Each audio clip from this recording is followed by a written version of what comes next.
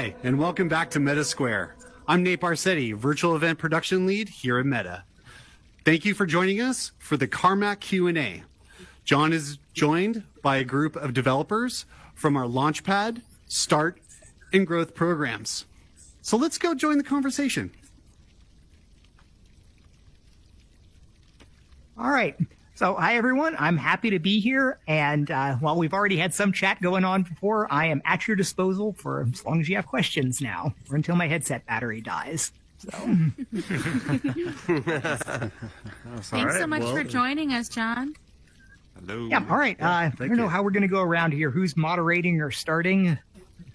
I think I was starting. Okay.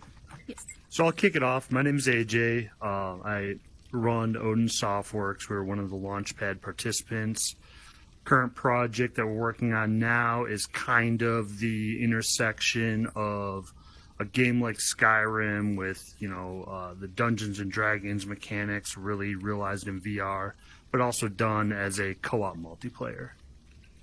So my question for you is, what is the thing or concept you see as the most significant blocker to growth in VR in general, and what is something a developer at my scale can do to mitigate that?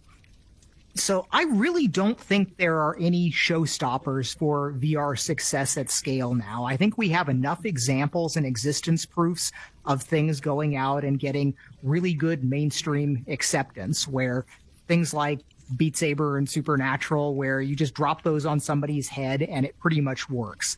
I think people trip themselves up when they go for much more sophisticated interaction dynamics. And like if you're doing an RPG game, figuring out exactly how you map all of those things to VR controls could be a real stumbling block for people adopting it. And the general advice is, there's lots of stuff when you get people that are already hooked. You can add all sorts of layers of depth and all the different things that your users demand for extra sophistication, but you have to hook them first. And I think that's still what too many people in VR kind of miss, is that fact that you need to kind of gather up as many people that might have any conceivable interest in what you're doing and kind of gently pull them into the game, kind of coddling them through a lot of it before really taking the hardcore VR mechanics. Because people that are VR enthusiasts will talk about all the different things about their favorite ways to do locomotion or inventory control or whatever. And those are just not going to be the things that determine whether somebody will come back to your game in the first 10 or 15 minutes. So there's so much that's not really VR specific that I keep telling people that all the things that are important to make a good or successful product in anything, those are all still the most important things in VR. What you've got to do in VR is just not trip over your own feet or, shoot yourself in your own foot with some VR specific mechanic. Try to just do something that would be a great game any other place that then gets extra depth and richness from VR, rather than saying it's all about the VR aspect. Yeah. I can dig it. I've actually got a related question. Yeah. So I'm Jim Taberge from Hidden Realms. I'm basically a indie game studio building a loot and shoot dungeon crawler entitled Dungeon of Necros for the MetaQuest 2. It's basically a cross between the games Gauntlet and Gorn, and it's heavily influenced by work that you did in your earlier days at id Software on titles like Doom, as well as games from my youth like Ultima Underworld and Diablo. So my question is, as a game developer, I've always been intensely curious about the qualities of games that make them sticky. For example, what game design elements drive replayability, and how to leverage player psychology in game design to drive players to return to a game over and over. Given your experience with building such player sticky titles like Doom, I'd be interested in hearing your thoughts on those topics, as well as what unexplored areas in game design you feel may be opportunities to drive stickiness. Thanks. So there is a pretty deep body of research on kind of the psychological stuff about compulsion loops and so on. And I'm really not deeply read in a lot of those areas where I know, especially when you get into sort of the gambling oriented games where you get people that are pretty objectively pursuing some of those areas. And I was always much more about the tactical game feel of things. My contribution on the design side was always just making the actions that you do intrinsically fun, where there are a lot of games where sometimes you're like, damn it, I'm just going to gut my way through this because I want to get to the end. You know, you're giving them an attractive carrot, and that works for some people, but that's never been my method. You know, I was always about, I want the game to just be so much fun as you're doing it that you don't even care that much that you're getting to the end. I mean, it's always nice to give you an extra cookie at the end of something, but you don't want it to have to have been a struggle to get to it. Now, that is some people's cup of tea. I mean, some people want the incredible grim experience of getting to the end, so you feel that enormous accomplishment. But I'm much more about, like, you want to be sliding through all of this, just having a blast, you know, whipping around, feeling like every rewarding action, every shotgun blast timed perfectly, the railgun sniping somebody out as they're tracing a geometric trajectory across the air, just these intrinsically fulfilling things. But there are a ton of aspects to that where when you talk about something in the abstract, like a gun firing in a game, that's almost nothing. What matters then is you break it all down to, I tell people to look at frames. You know, anytime you're doing a game, record a high frame rate video capture of everything. And don't just say, well, I play an animation, I have a muzzle flash, I start a sound effect. You want to look through every single frame and say, all right, the user triggered this here. I immediately do something to tell them that I have acknowledged their behavior. Something else happens with a sharp snap of acceleration, and then it comes back on, the sound rolls in, smoke comes off, and you can literally write out a dozen things that you do to give feedback for it. And it's like a chef making something where you have all of these seasonings, and you have to go ahead and figure out exactly the right amount to have each thing in. And that, I remember when I was doing this back in the Quake 3 Arena days, when I just wrote out this list of here's all the different things that I'm going to do for feedback, and then here's how the weapon matrix is out. And some people go and make spreadsheets of all of these things. You know, the designers that are really picking it all out. Here's like every item or every weapon that I'm going to have. Here are all the different axes that I can give feedback on. Make sure that anything that you can think of doing for a programmatic thing, find as many places to use it as possible. But you can overdo it. You can just dump too much of one thing in. You need to make sure that you can hear the notes of all the different elements that you're mixing in. So that's been my path. It was always about the game feel of the moment-to-moment side of things. But there are clearly valuable things that other types of game designers do that, you know, with arc and progression and raising tension and kind of directorial and storytelling things that happen across it. But I do think that if you go out and you look at the world of gaming, the things that have been the most important types of things that the Fortnites and Minecrafts and Dooms and whatnots, the Call of Duty multiplayers, that a lot of these wind up being things that people just enjoy playing for the sake of playing, that it's just so much fun to play that you're not necessarily being led around on, by some bait that you're working to try to achieve. You just do it because it's awesome, and some people just do it for thousands of hours in some cases. Yeah, I think the journey itself, you know, getting through the game, everything that you mentioned, is definitely can be the bait as well. You know, it doesn't have to be the end goal. It can be the enjoyability. Yeah, and sometimes like you get that with item progressions where, you know, your reward for getting here is you get this awesome, cool new item that is so much fun to use that you're just kind of your reward is not a specific thing, but your reward is getting to play more with some new toy. I liked your analogy, too, of being a chef, because that's how I feel when I'm making things, too. And I take the same approach in terms of just, you know, going through, adding in every element that I think gives the player a bit of feedback here and there about what they just did and how, you know, maybe it affected the NPCs that were in the frame at the time. And then thinking about what's missing and how do I make it better and more, just fuller for the player. So. Right? Yeah. I have a question. It's kind of on a different direction, but so my name's Veronica Graham, and I run a small game studio called Most Ancient. Sorry, I'm a little under the weather, so bear with me. Yeah, so we're making an interactive experience. It's kind of like a choose your own adventure mindscape that you move through. But one thing that I feel like as developers of small teams working on VR is, where is the funding for these projects? I mean, we don't really know who the audience is going to be, because they keep on wanting to expand it and get new people in. But when you don't have a guaranteed audience, it's really hard to know if your investment of time is going to pay back to you. So who's like publishing these things? Who do you think is going to be supporting these kind of projects as the platforms sort of develop? Well, I mean, the nice thing about sort of direct user interaction platforms is that, you don't need a publisher like in the old days to go ahead and get access to customers. So most of the successful early VR titles were small developers that were able to go do something that they thought would be interesting in VR on a small enough scale that they could sort of test the waters. There are places that there are grants to do development in some places.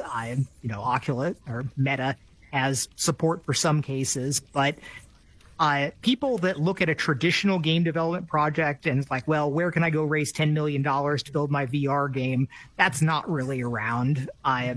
It has to be done on a smaller scale. You have to kind of pick your battles, where for some non-gaming things, you'll find organizations that want to be involved in, get some of the metaverse juice in some way, and they've heard it's big. They want to get involved. I know there are a lot of small teams that do some work that kind of keep the lights on by doing contract work for other organizations. And the hope is that you keep the lights on long enough, you work on your custom, your passion project in the space between it. That is a hard way to live, though. And in a lot of cases, I wouldn't say there's great odds of success in something like that. So starting off from scratch to be making some kind of game, it really has to be finding a small market that you can absolutely serve. One of my advice that I give to everybody is, don't think about abstract markets. You got to think about really personal markets, where think about actual people, like who is going to be buying this game? What is actually going to be the factor that makes it valuable to them? And can you distill it down then into something that takes less and less total effort to be able to build? It's never easy to be spinning up a small game studio on any platform is a very, very hard road. And there is no kind of royal road to success that's going to get through that. But if you've got something that has that is really great, that you've got a dozen people that think something is really fun, and like that sense of playing a feel where if you've got something that you can onboard somebody to the experience, and in a minute they're doing something, they're like, hey, this is kind of cool. You can see the smile under the headset as they're enjoying themselves.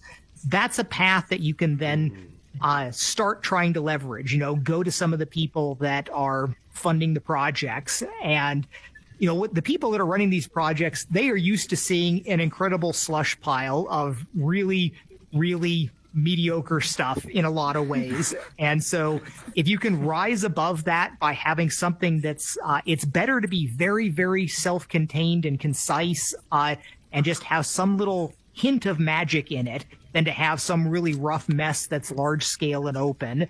And if you want to impress people that do have some purse strings, that would be my argument, as to, your scope's not going to be anything because you don't have the resources or budget to do that. But if there's a kernel of an idea, it's got to be simple and clear enough that they can pick up on it in seconds. If they've spent a minute just looking around trying to do something, you've probably already lost them. That ultimate distillation of everything down is really what you've got to concentrate on. But yeah, it's still hard. Can I ask a follow-on question to that? Yeah. So my name is Immersive Matthew, and I'm I guess I'm an Imagineer, as you were saying earlier. I see myself more than an Imagineer than a developer, and I'm making a dark ride about the metaverse, the story of the metaverse, how we got to this point and where it's going. So my question is, this hearing you talk is really resonating with me, because I'm not a game developer. So when you talk about game loops, which I understand that dopamine hit you need to get from the player, none of that is relevant to me except for that dopamine part. And I find that really interesting what you're saying about focusing on the emotional reaction, I guess, is what you were trying to what you were trying to say there is focusing on that emotion reaction. I guess the question I have, the follow-on is, how do you measure their emotional reaction? Because for me right now, I don't get a lot of data, but I imagine that as soon as eye tracking becomes a feature, we're going to be able to get very clear data on what is the emotional status of our guests. So my question is, where do you see the kind of data channel for developers like us or creators like us in the future, in the near future, so we can get that kind of data, so we can then craft those experiences to get, those emotions that you're just talking about, that you're trying to do back with right Doom. now, what developers have to do is you have to literally watch people play your game. And it's amazing how many people will spend a year building a game and they'll give it to people, but they won't watch the people play it. And it's some of the saddest things for me to see people that have poured their heart and soul into something and put 2,000 hours of development into something, but they built something that's just not good, and they're not aware of it because they haven't watched other people interact with it. They've got visions in their mind and they paper over everything.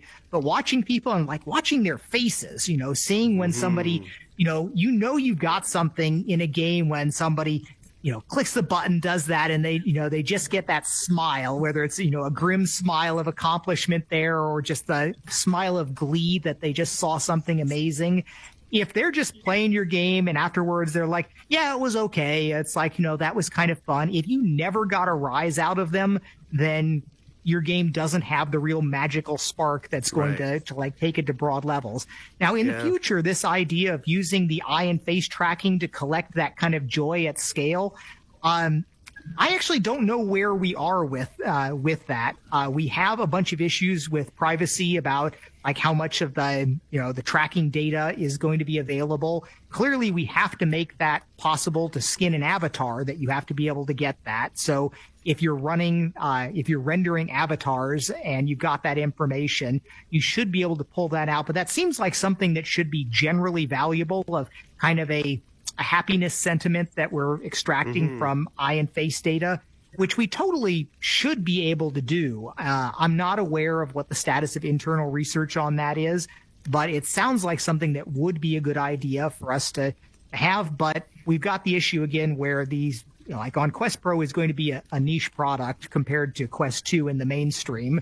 And it's also going to be a different demographic where it's aimed at professionals, and you're going to get probably a more reserved set of people than the teenager that's got the Quest 2 that's going to be more effusive, positive or negative about it. And yeah, you'll also get the negative ones where people are just pissed off and disgusted with what's happening, and catching those on your game may even be more important than the moments of joy. So I'm probably going to follow up with somebody internally about that, because it seems like that would be quite valuable, because I know large fractions of the second tier and lower game developers just do not pay enough attention to how people are really responding to their games. It can go out and you can say, hey, 1,000 people played my game. Only this many of them came back, but it's going to be very hard to extrapolate from that to exactly what parts of it were the joy or anger inducing aspects of it. And we may be able to get something from that. I don't know. Yeah. Okay. That's cool. Yeah, I can follow up on that too. So first of all, my name is Eric, and I work for Squiddo. We're a development studio. We're in the growth track as well. We've made a world here in Horizons, and we're also working on an adventure game that has a physics-based locomotion system called No More Rainbows. And so just to follow up on that conversation that you were having, I do agree, because for example, we had a beta for a game that had 200,000 downloads, but then recently we did a playtest with just a very, very small pool of people. And then just by looking at their reactions, we could see, okay, this is working. Or if they had a frustration, they were like, oh, no, this is not working, or I can't press these buttons, or this is not working. So actually, seeing people play VR is an entirely different thing than just having a feedback forum and getting their feedback That's true. on what they're feeling. Because oftentimes people can't really put their emotions on paper, and they'll say oh, this was cool, this is my favorite part, this was the worst part. But if they're having frustrations, they're not going to be able to pinpoint it. You will be, though, as a developer. So actually seeing the people play really helps with that. Now, spinning off of that a little bit, it is, I tell people you definitely want to pay attention to everything that everybody says online. They're expressing something, but you have to filter it in a lot of ways where they're probably not going to be telling you exactly what you need to know, but you should still listen, because even if it's just, somebody being outraged and insensitive about something, it's still information and they're still expressing something. And 100%. If you get to the point where you're just like, oh, I don't read the comments, that's not a great place to be. Or, in the reviews, like I've had that problem where even internally, I mean, like, why aren't we looking at the reviews of some of our first party applications that are getting hammered for a lot of stuff? And people are like, well, that might be a little depressing sometimes to go read through all of that, but that's what should be driving a lot of your decisions. And, you can't let yourself be crushed by a few negative things, because no matter how good you are, there's going to be people that hate what you do. Just that's the reality of it. But if you set your expectations reasonably and you can kind of take an anti-fragile approach there, where don't get destroyed by the negatives, but take value and, and even joy from the positive things that are in there.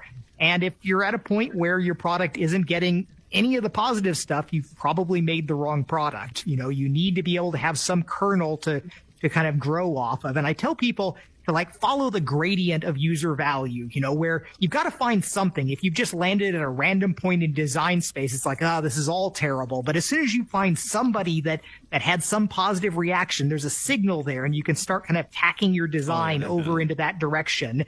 And if you really rigorously follow that, and sometimes people will have conflicting desires, but average it all together and kind of gradient ascent towards success. And people like to think that design is about this, leaning back, blue sky, looking at an empty whiteboard and sketching out a genius design. But it's so much more about getting something out there and then iteratively improving. And it's amazing how much benefit comes from purely local changes, not making version 2.0 that's completely different, but just fix everything that sucks and then find, all the things that are good, replicate that and spread it out.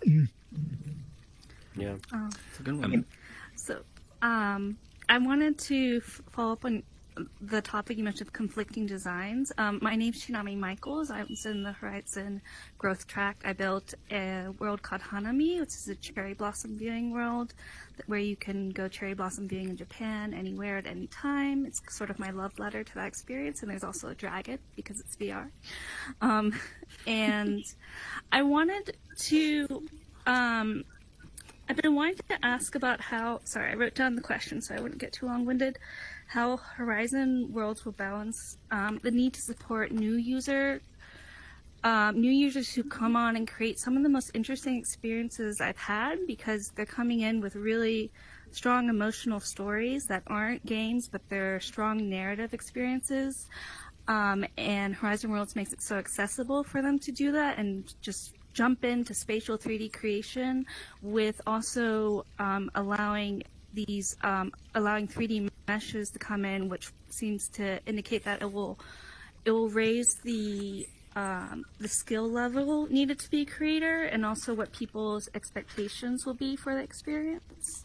So how do you continue to support those new there's real issues there. And some of the things, one of the brilliant, amazing thing about Minecraft is that the whole world is so crude. It just sets it sets a maximum level.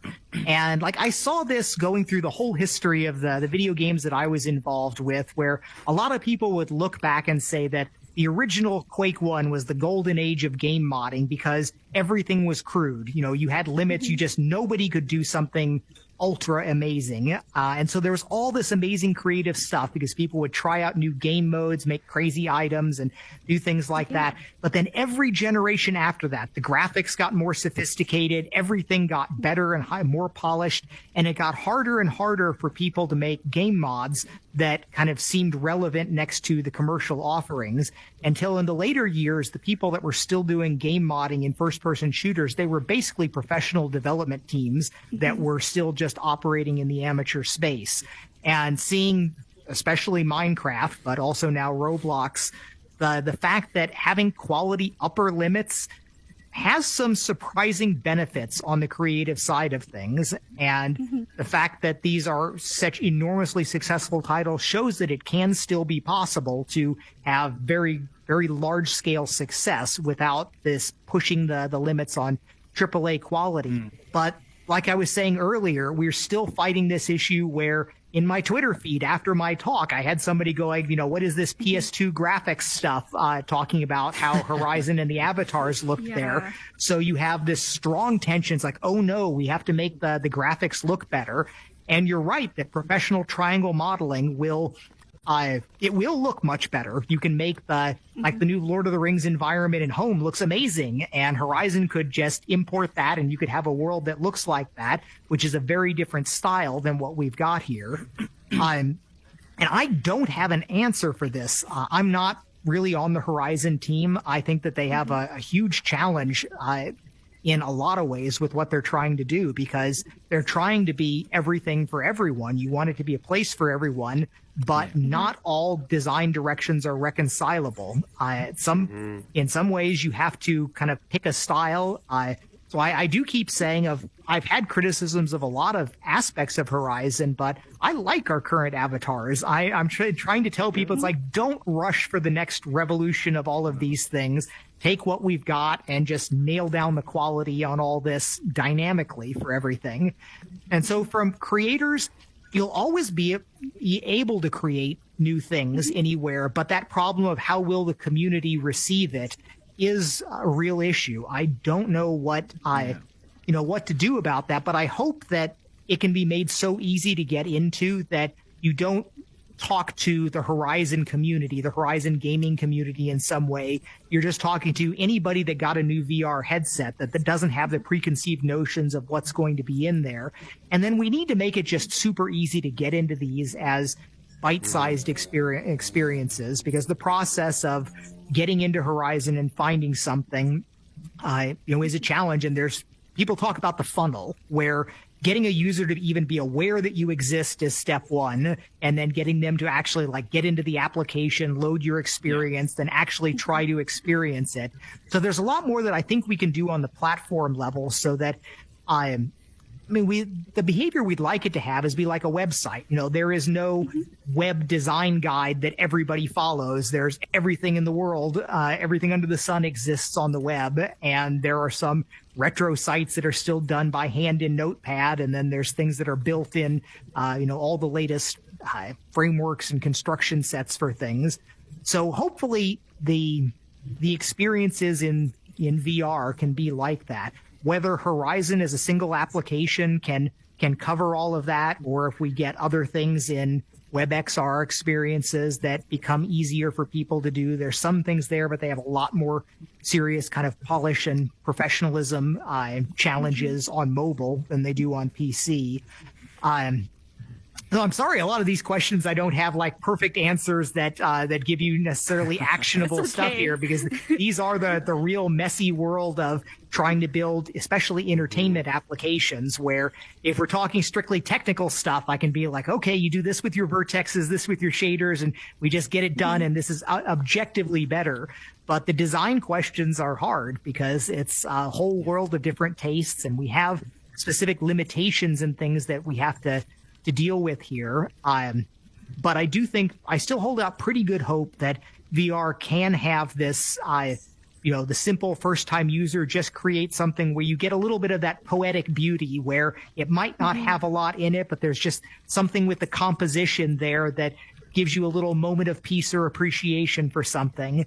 And I think that we need some faster way to get through that, because there's a lot of stuff that could give these beautiful moments, but if it takes you multiple minutes to get to them, nobody finds them. And I was really disappointed that this happened even with 360 photos, because that's one of the things that should be sort of the easiest user-generated content. And there are a lot of really beautiful, compelling, amazing photos.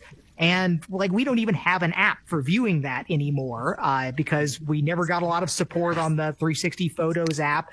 There are literally millions of wonderful images. And my take was that it was on us to find some way to make this immediately gratifyingly responsive, that we know we have all this data from things like all the feeds on all the social apps. It's about if things load a quarter second faster, that materially affects millions of users. And we never got that level of focus in VR, where I did some demos of bringing technology into it. Like to load a 360 photo as an 8K by 4K JPEG image.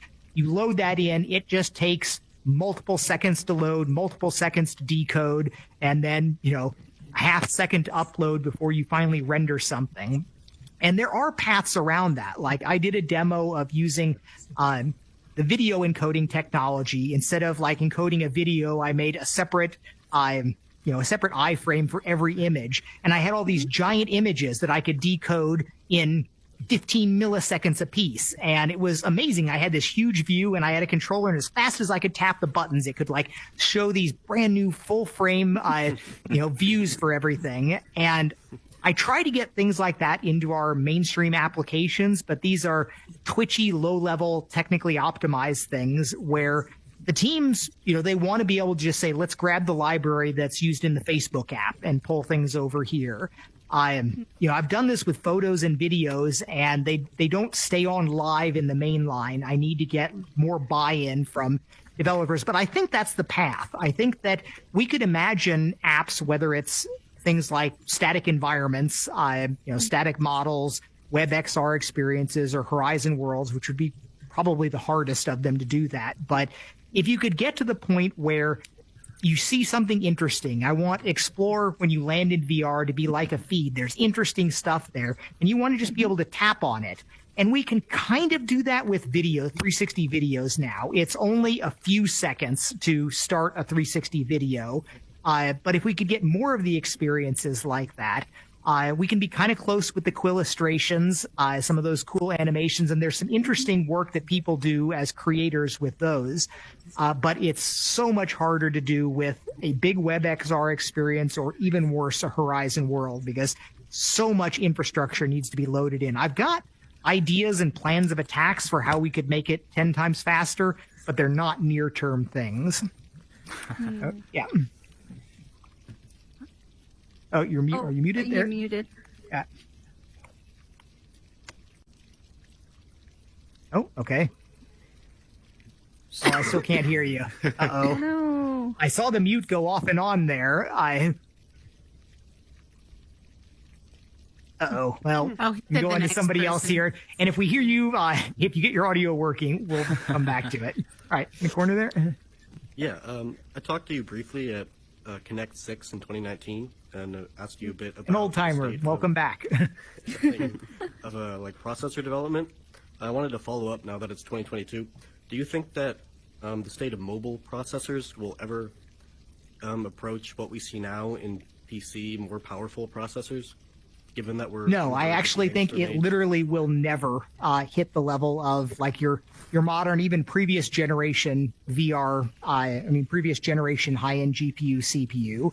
Apple especially has done some amazing work with getting a lot of performance out of a relatively low amount of power.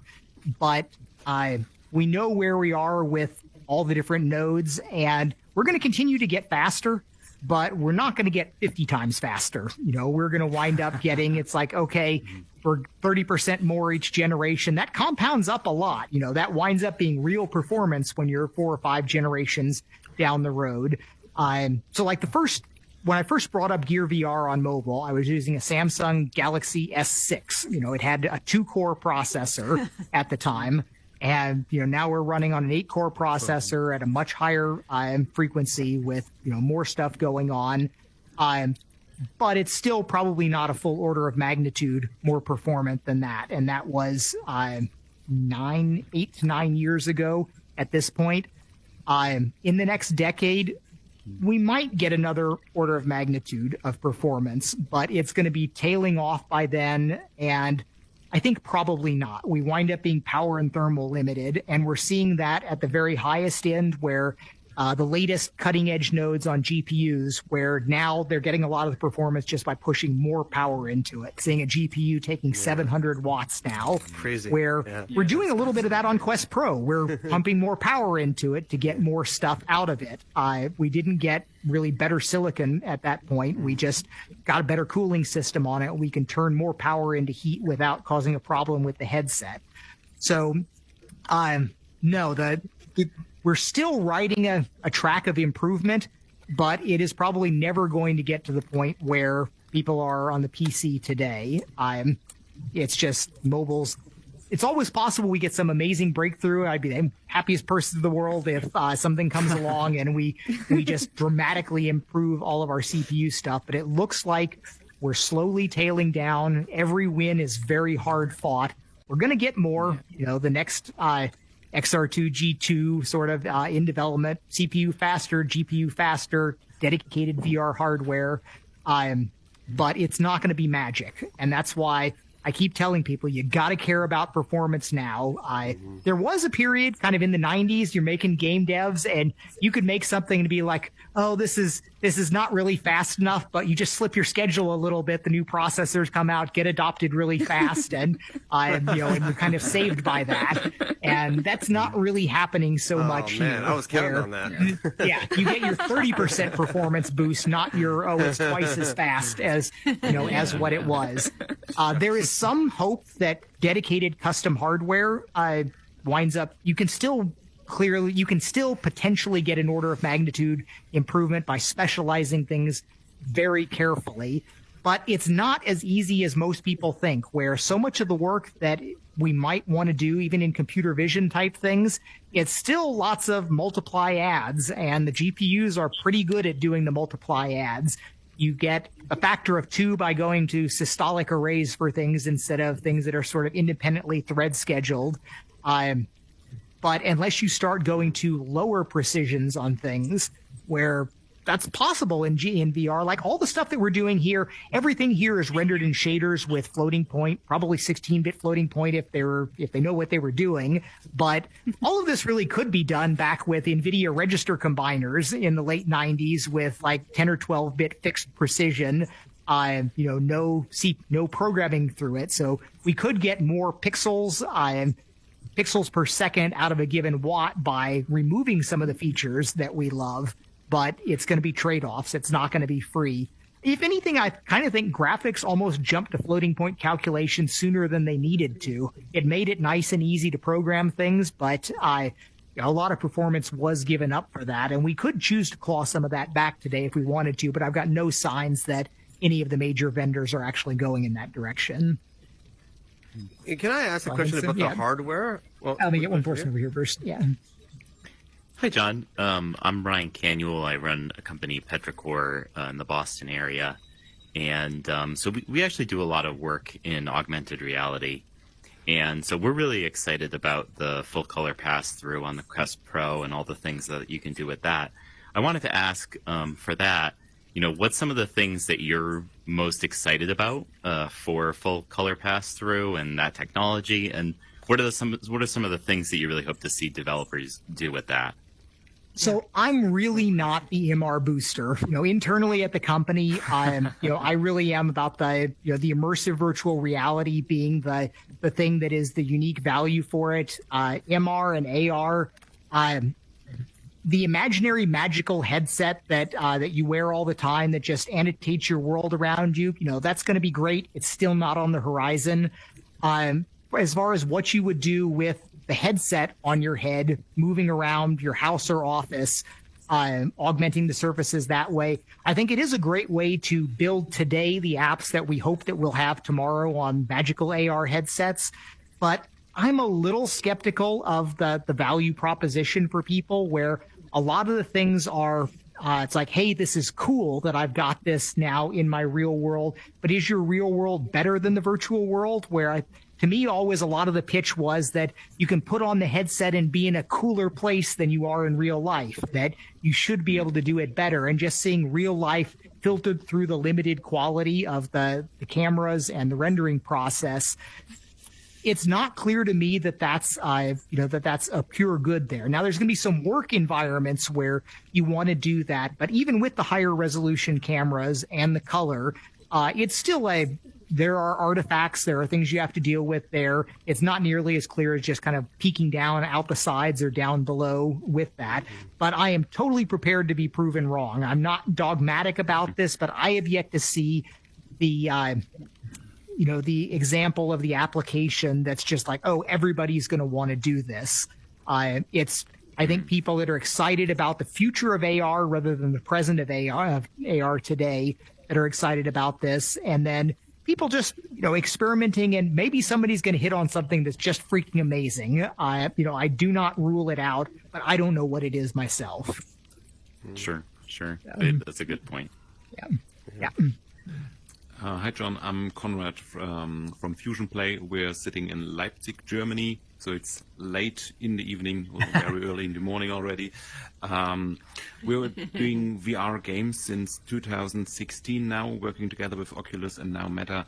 And for all of our games, we had one big premise that we wanted to make the locomotion issues as low or as simple as possible. That's why we decided to just avoid any of them and go to another approach comparable to Job Simulator. So everything is just around you, and there's no need for locomotion in our games. And our games are purely designed for VR around the way that you do not have to move. But every time we check out different games from app stores, we see that most of the games go different routes, and usually they have whether teleport movement or fluid movement, or what we've seen now mostly is they have both, and then they have different styles of vignettes you can activate and deactivate, and you have a super large options menu where you first have to decide one of 3 different locomotion things. And what we think is that this is not a suitable solution for an easy-to-use approach to, try out different styles that doesn't make you sick and take the best one. Is there any solution for this from a hardware or software perspective that you can imagine for the foreseeable future? So I'm not aware of any robust hardware solution to like motion sickness there. I mean, we've got people that try the little vibrating things on the headsets or the wristbands, which seem to help some people. There's the things that we know make people sick, like smooth yaw turning versus snap turning. If you do that, like I had that set up, I had that turned on when I was doing my unscripted talk, because I wanted to make sure that I could be aligned towards the camera view while I'm aligned to my desk in real world where I've got my notes going on.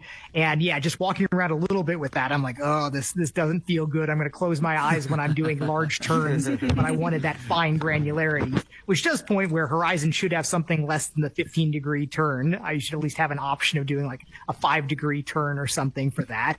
But I do think that we should have some sense of a global preference because, like you say, many games offer both teleport and free navigation. And I think that would be great to have just a global user preference at least. So if somebody says, I always want free navigation, just any game that supports it, just go ahead and throw me into that mode. That would be a good thing. And then I don't like how every application has its own mitigation with the vignettes, different things that you can do there, different rates that they come in. So, like Horizon has one vignette for moving and then one vignette for smooth turning. And I do think there is actually a technical sort of objective solution for this that we should do globally, where what actually makes you sick is the sense of something happening on screen that doesn't correspond to your inertial sense. And, with rotation, it's like everything moving around, but a strict linear move, if you're just moving in a linear line, you don't really need a vignette if it's at a constant velocity. It's only the moving around, or if you're if you're turning your head while you're moving and you snake walk, that's a problem.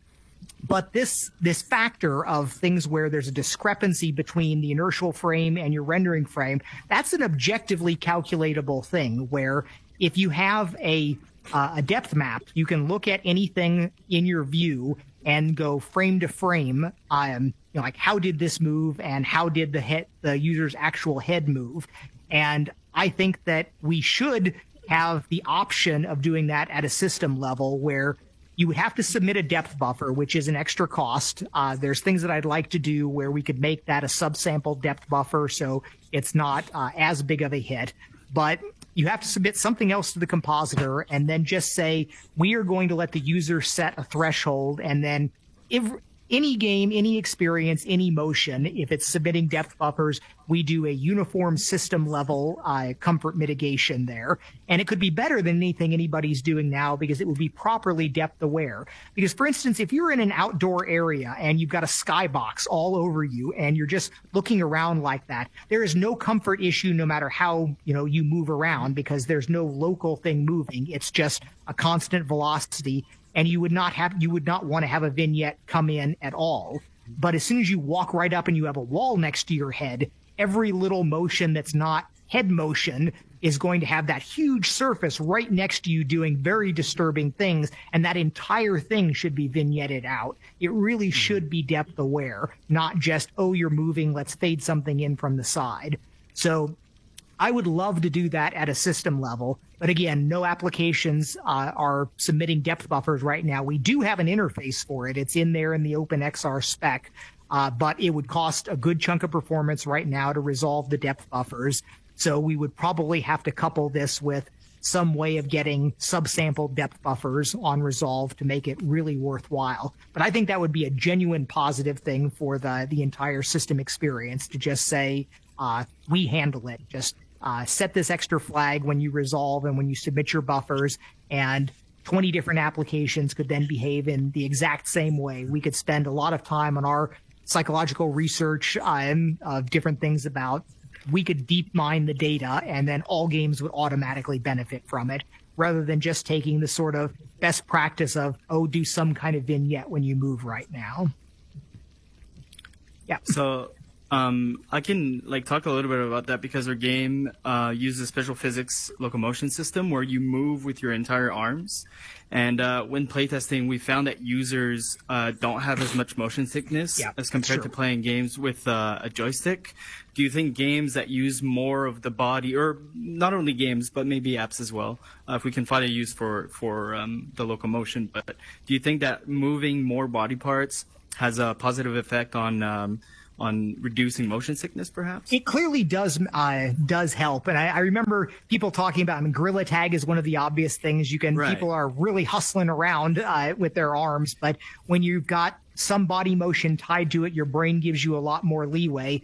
But you can't imagine people in an office gorilla walking around as they're moving around in their meetings. So it's not a sufficient solution. But like when I was playing Pop 1, we would talk about how it's like you're walking across an open field. You really just want to be pumping your arms to make you go faster. And that would also be a comfort mitigation of doing anything like that synchronized does work, but it's probably not a universal solution for a lot of things. But when you've got a game that can cater to that, then you're lucky. You've got a great situation. Yeah. Hi, so my question will be pretty quick because Conrad mostly asked the same. I'm Julian. I'm the developer for Smash Drums on the Quest Store. Mm-hmm. And, I suffer from severe motion sickness for as long as I've known VR. And so Conrad asked the question about technical solution, etc. Another thing I was wondering is, do you have some sort of analytics about how many people are affected, severely affected, as in they can't play most of the experiences where you have artificial locomotion? Do you have these analytics? Are they? So I don't have them. I don't know exactly what data we've collected because there's certainly a lot that you can learn. So Beat Saber is still the most successful app in VR, and it's kind of the perfect VR app because it doesn't have the motion sickness issues. It doesn't have kind of interaction with physical objects issues. It just plays to all the strengths, and playing to all the strengths, and it winds up being the most successful. There's something to be said there.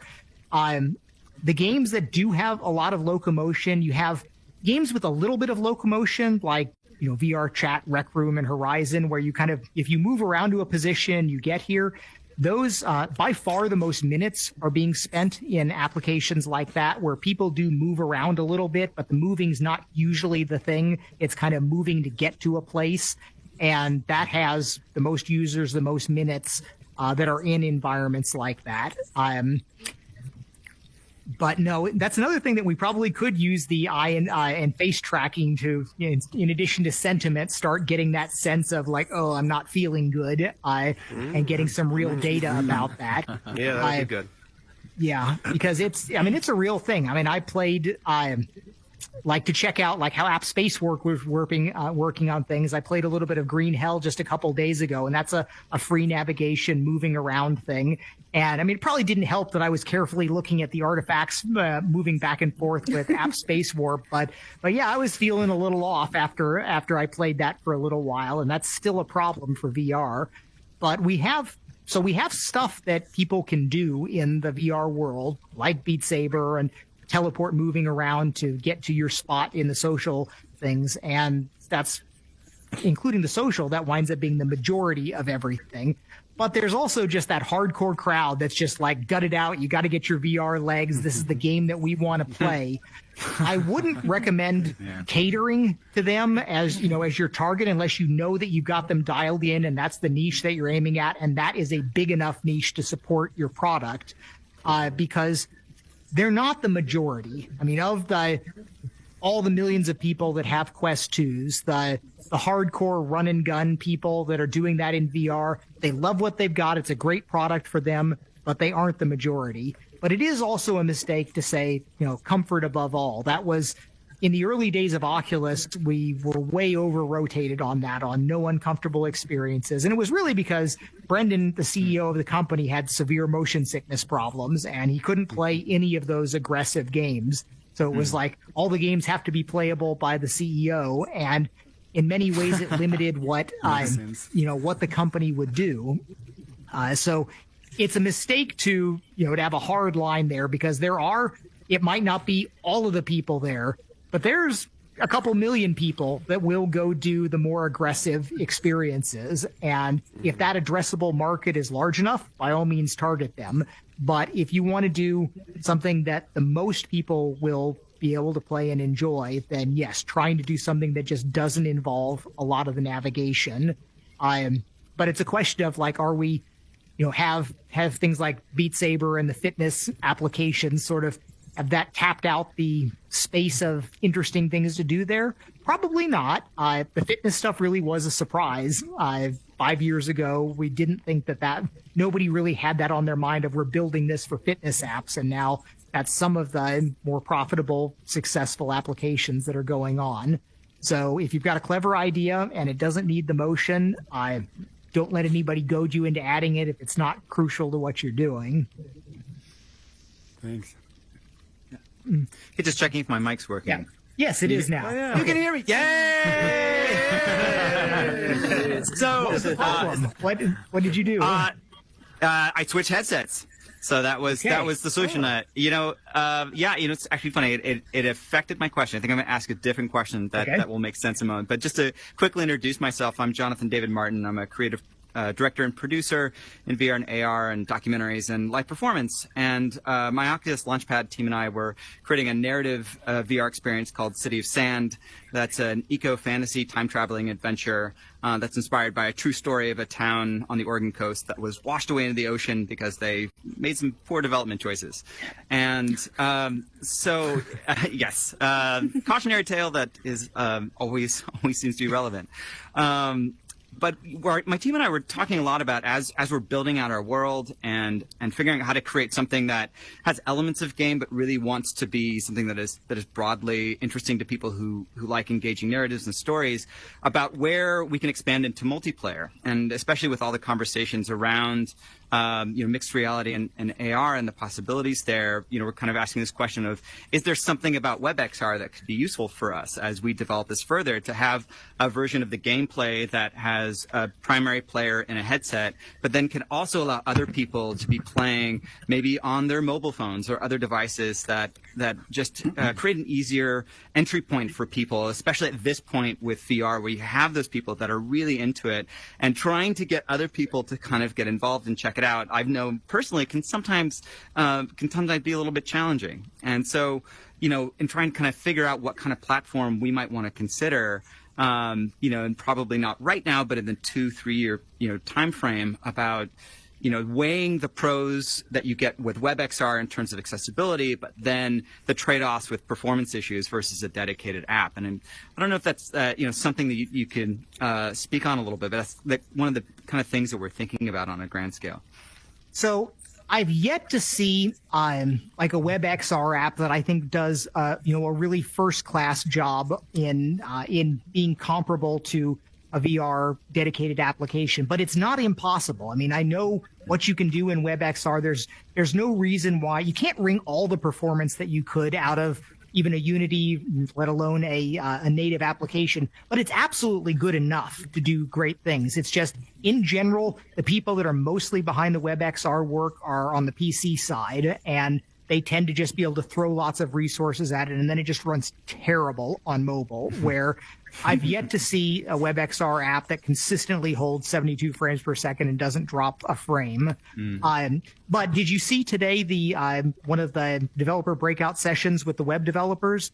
They've done a lot of work where they're releasing their own kind of best practices demo. And I started doing some profiling on this just a couple days ago, and it's not perfect yet. It doesn't hold frame rate everywhere. I was trying to actually get some profiles to try to help them out with it, but they've taken some real steps to engage with the open source frameworks communities, get patches taken back, upstream. And the goal is to make something here that will be as good as a native app that's running on WebXR. It's not there yet, but it's not impossible. And having that ability to just go to a URL, but then that's another one of the horrible things. The process for getting a URL to your headset is ridiculous. Yes, people the best practice is to messenger yourself and log in on the web messenger tab instead of having it work internally. Right. So clearly we need to get much better there.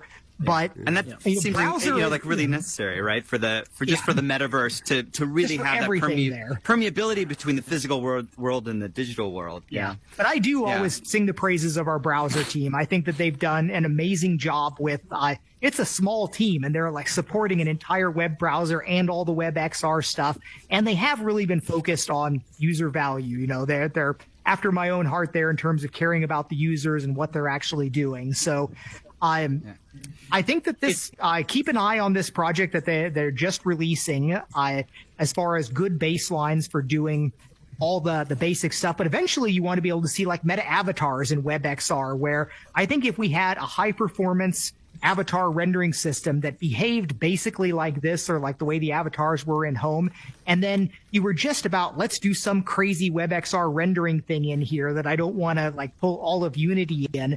But if you had this ability of just doing the basic stuff that we are here, and then crazy WebXR thing right in the middle of all of us, I think there's a real possibility for doing some neat stuff there. So that's another one of these. Part of me just recoils at the horror of the depth of the web stack. It's just, there's so much stuff going on there. It is 35 million lines of code in Chrome across all of this. And the graphics have to go through a couple extra copies to get there. You don't have as tight of control as you want. But still, on a Quest 2 today, you've got, even going through all of the web stack, anything that somebody could have done as a great Oculus Go game, you could totally do inside WebXR with the performance kind of characteristics that we've got today. So it hasn't had its breakout success yet, but it's not impossible. And that ability to have things marketed and directly accessible just a link away, there's a lot of power there. It's harder in VR because everything's harder in VR versus any other content situation. That's true. But I think somebody's can make a breakout there where you get something like, Gorilla Tag could have been done as a WebXR application, perhaps, something that you wind up with doesn't have to be absolutely state of the art, where you couldn't do all the subdivision surfaces and everything that's going on in Horizon here efficiently in JavaScript in a WebXR app realistically. But you could do something that still does have most of the same visual impact of this. And if that distribution of being able to have it immediate, and perhaps even more importantly, the instant updating, where when somebody runs a website and they're really paying attention to their users, they can be making multiple changes a day, and like every new user is getting it. And even in App Lab or the store, it's still this, well, build a whole new APK and upload it and get it, people having to update to go through that. That can be the superpower of a WebXR development, about really being super embedded with your users and reacting multiple times a day, rather than it's like, oh, we've got a bi-weekly build that gets updated and kind of annoys the user when they have to actually click update for it. So there's some wins to be had there, but it hasn't happened yet. Thanks. Yeah. Hi, John. Thank you for staying on because I know you've had a very long day. My name is Yolanda Barton. I recently finished Oculus Launchpad with quite a few other people here today too. And I am launching an immersive storytelling experience focused on really recreating some of music history's most magical moments so that future generations could experience it. I think what makes my love and story in VR so unique is that I'm not a tech person, that I actually just found that immersive technology provided an amazing solution for a historic neighborhood in Seattle that I was born and raised in. And now I'm using immersive technology to tell the story of Jimi Hendrix and Kurt Cobain and other amazing musicians from my neighborhood.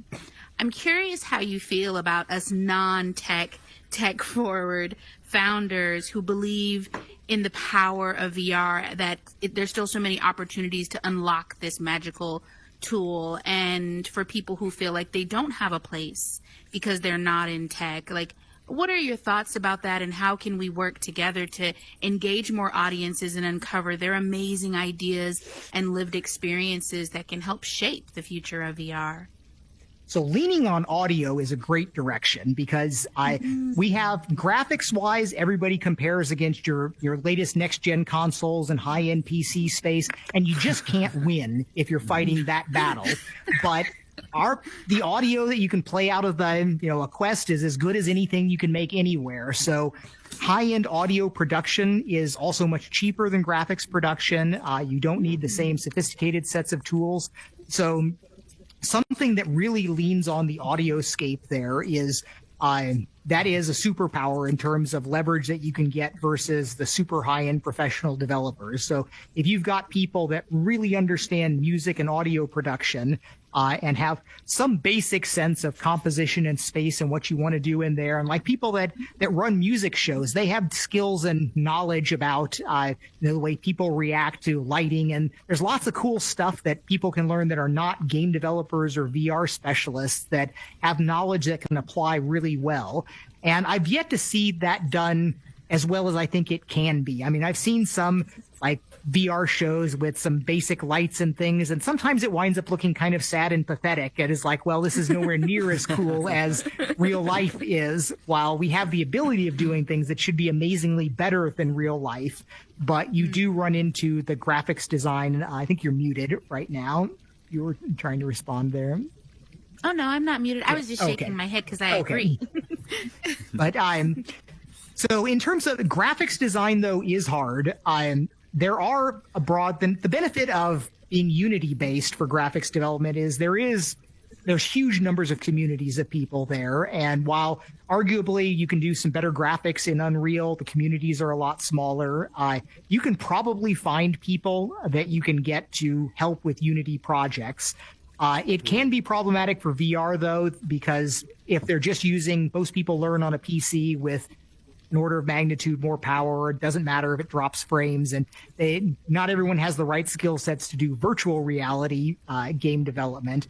But there are people out there. It's certainly better than it was a decade ago. There is this whole small game developer scene where people have the skills necessary to build things. But like I've said a couple times, though, anything entertainment related is hard because you are competing against all of the other ways that people could spend their time in the entire world. There's $1 trillion of content that is targeted for all sorts of other people.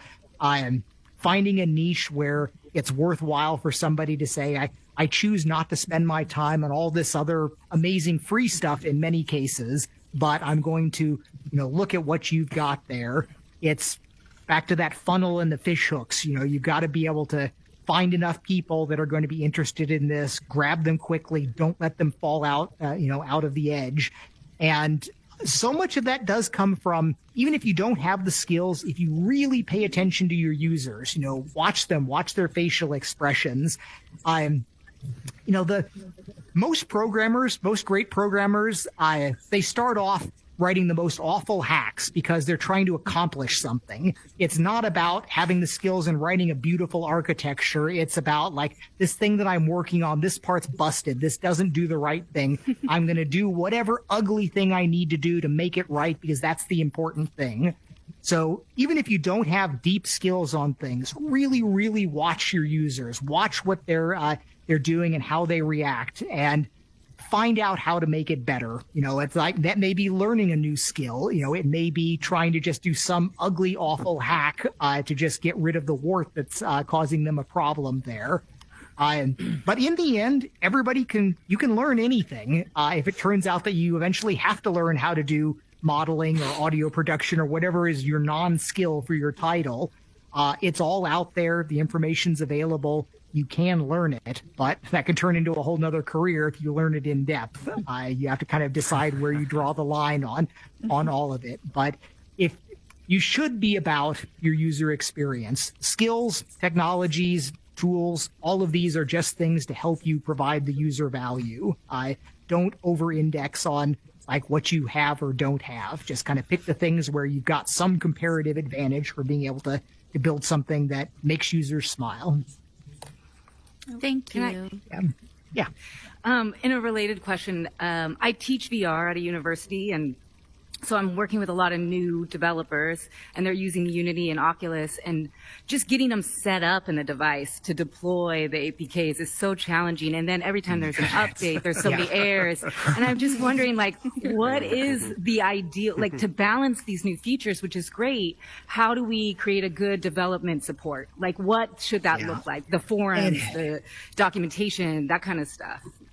So just staying in Unity is, that is a large chunk of the battle. I mean, if you get anybody that tries to build something native, it's so horrible. I mean, it really does make me sad every time I sit down to go, write an application. I mean, in many ways, for doing something, probably starting in Horizon's a better. So much effort has gone into making it easy for people to build sort of their first VR creation in Horizon, and you can find out early on whether that, if you're getting that huge reward reaction of like, oh my God, I just built this and I can walk around it, I can duck down and I can look over it, this is amazing, then you can go ahead and learn how to use a modeling program, learn how to do something in Unity. Because it's a hard road if you have to go through the whole process of like, I'm going to model something in Blender, and then how do I import that into an application which will, somehow get into VR. That's the type of thing where there should be better paths for like export to WebXR or something that you could make this easy path to it, because our development, it does suck. I mean, it's not good. It's not joyful. There are some development environments where you're just like, oh, it's so much fun to work on this. And that's not mobile VR development. It's better on the PC where you don't have the deployment process. Yes, it is not. I mean, I talk internally just about our APIs, about, as a programmer, sometimes you have what I call a joyful API, where you're just like, I love this function. This function just did what I wanted. It made me happy. This is amazing. And then you have so many things, which is like, oh, I need to provision a handle from here and set up a structure and fill in all the fields and then call this and, set a lambda up over here for this. And then you're just like, oh, this is terrible.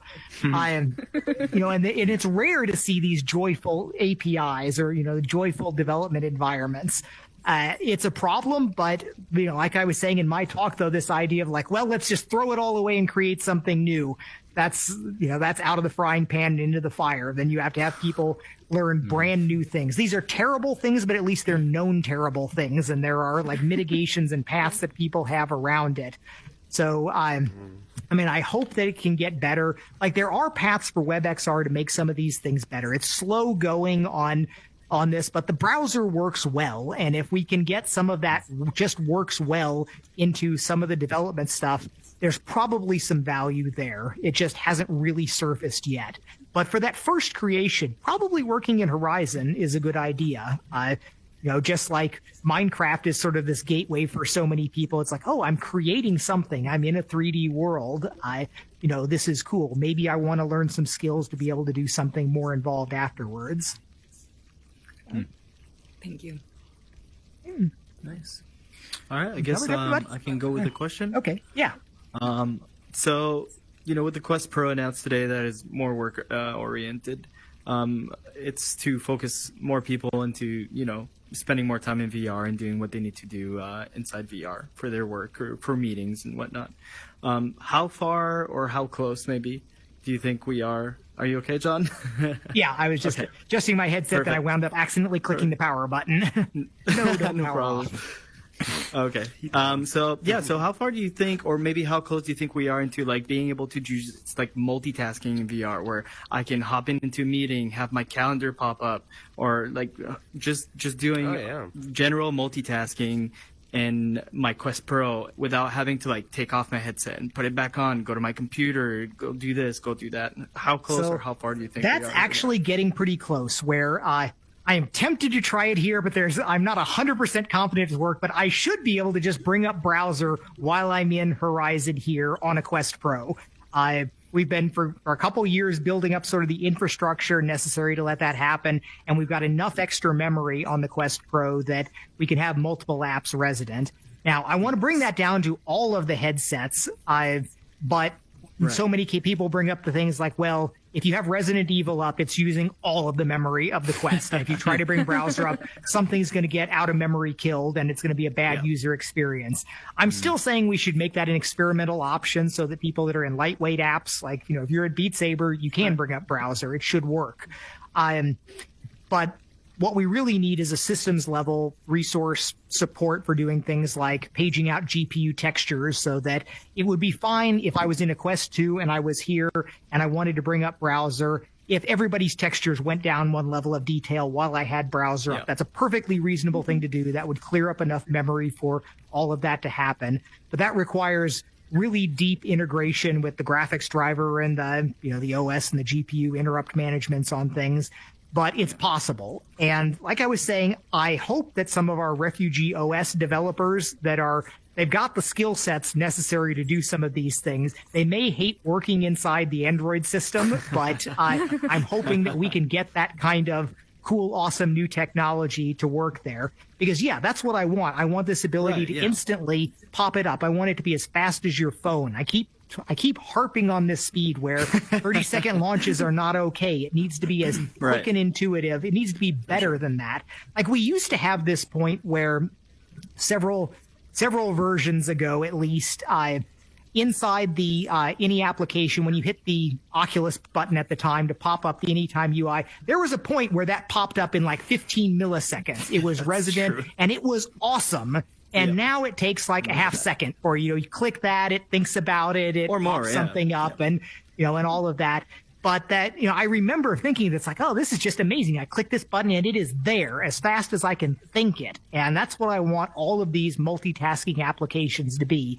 I want you to just be able to have it super responsive, or talking about using the voice controls or whatever. It's like, hey Meta, bring up browser over here. I'm checking. It's like, okay, I don't have that enabled on my system here, but that's what you want to be able to do. And you want it to just pop up and immediately be there. You want it to be a superpower, like the things that VR and AR in the future should be giving us. You want it to feel like you're in a movie. While so many of our features would be, it's like, oh, you can't imagine Mark demoing this in a keynote because he doesn't want to sit there making conversation, twiddling his thumbs while this initializes. You want everything to be movie user interfaces where you're just like, it's there, it's doing your thing as quickly as you want. And I just think that means so much. I agree. Do you think that maybe Android is in favor of that, or maybe a hindrance, or do you think that Android No, I don't think it's holding us back.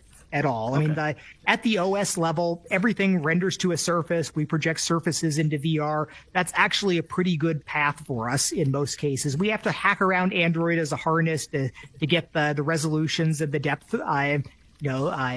All the fidelity of some of the things forward interfaces over, but that's not any kind of a big factor for us. It's really just that some Android apps can start up in a half second, and some Android apps take 20 seconds to start up, and that has nothing to do with Android and everything to do with how the developer made the application. Right. All right, cool. Thank you. All right. Sounds like we're winding down here. Anybody want to get? Well, I think we've come to the end of our Q&A today. I definitely want to thank the super passionate developers that joined us today, and definitely a big thank you to John for taking time to answer these questions. So thank you to everyone for joining us at Meta Connect 2022, and we look forward to seeing you next year. Hey, it was good talking with all of you. Yeah, thank you, John. Thanks, John. Appreciate it. Appreciate it. Right. Thanks, John. Thank you.